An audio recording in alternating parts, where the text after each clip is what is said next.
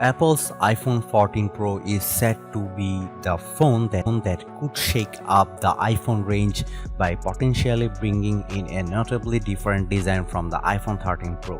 So far, the rumors have hinted at everything from the death of the notch to the return of Touch ID. This is probably well overdue. As good as the iPhone 13 Pro is, it's arguably not a definitive upgrade over its predecessor, and overall the iPhone hasn't taken a huge leap forward since the iPhone 11 Pro.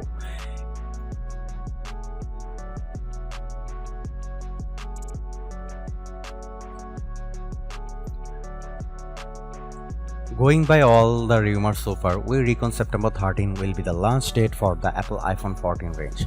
After that, we can expect pre-orders of the iPhone 14 range to go live the Friday after the Apple event September 16, with the phones being released a week later, likely on Friday September 23.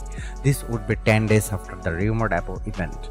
Somewhat reliable leaker leaks Apple Pro has claimed 3 of the 4 iPhone 14 models are tipped for a price hike, but it's definitely just a rumor.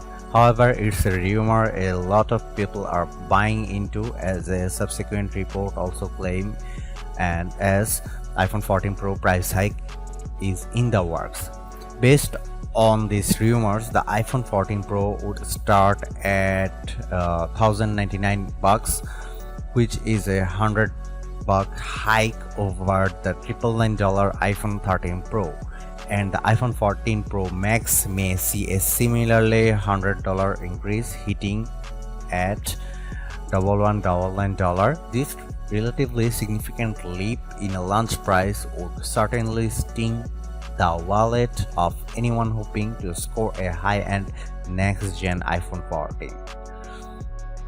Furthermore, when a new iPhone arrives, it often means the end of the line for older iPhones, with the iPhone 13 mini looking to be the likely phone to get cut from Apple's smartphone lineup. As such, we have dug into which iPhones could be discontinued when the iPhone 14 launches.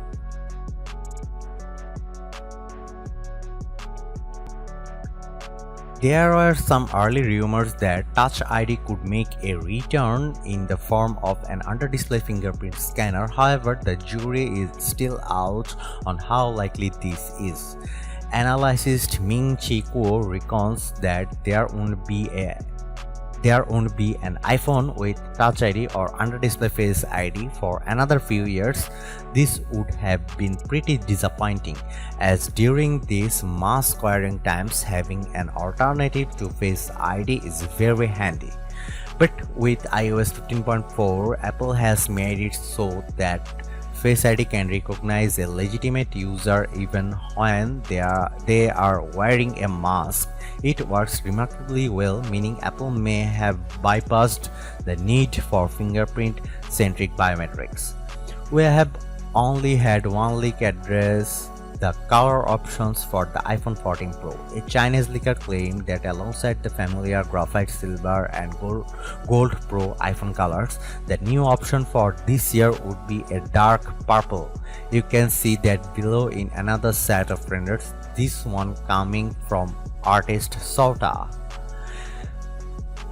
In May, Mac Rumors summarized the status of iPhone 14 color rumors thus far, with the addition of the purple option the most radical change. Otherwise, the report has the black, white, blue, and red options that make up the current iPhone 13 and 13 sections. The pink and green colors would be dropped this time around. As for the iPhone 14 Pro and iPhone 14 Pro Max, the new purple hue would join silver, gold, and graphite as the reported color options. Both the Sierra Blue color available since the iPhone 13 Pro's launch and the Alpine Green version introduced in the spring would be dropped from the lineup. iPhone 14 Pro USB-C. There are rumors that suggest Apple would finally go the USB-C port route with the iPhone 14 Pro, and that would make sense as many of its devices already have USB-C connectivity. However, more recent rumors claim that Apple will stick with Lightning over USB-C but switch to updated Lightning ports with faster USB 3.0 data transfer. That comes as the EU moves closer to making USB-C the standard charger for portable devices like the phones. For some people, USB-C on the iPhone 14 Pro would be a must-have feature. In fact, the Lightning connector is arguably the worst thing about the iPhone, as it can wear over the time.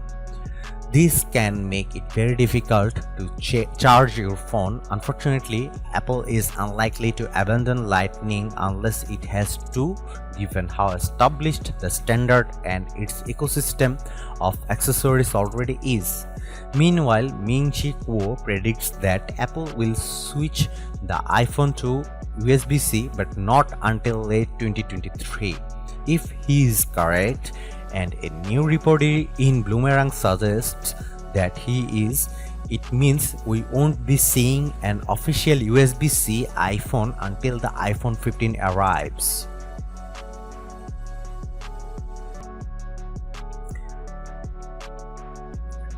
Don't expect a big change in the number of cameras the iPhone 14 Pro will bring, as the Pro phones are tipped to stick with the standard combo of a main, ultra-wide and telephoto array.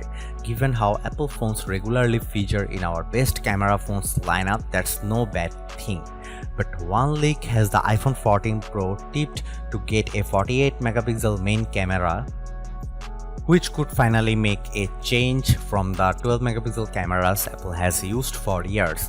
While Cupertino's computational photography is some of the best around, having more megapixels to play with would likely give the iPhone 14 Pro more scope when it comes to processing light and details. We could be at a time where megapixels matter once more to Apple. But a regular Apple tipster has the standard iPhone 14 models tipped to stick with 12 megapixel cameras, with only the Pro models expected to get a 48 megapixel main camera. No changes have been touted for the ultra-wide camera, but we'd surprised if some effort wasn't made to improve the field of view and help remove some edge distortion.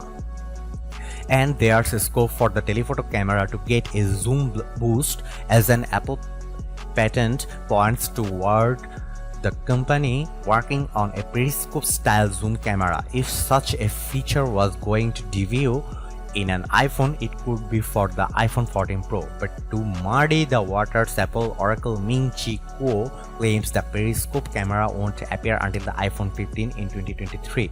The lack of a telephoto upgrade for this year could make the iPhone 14 Pro a real letdown.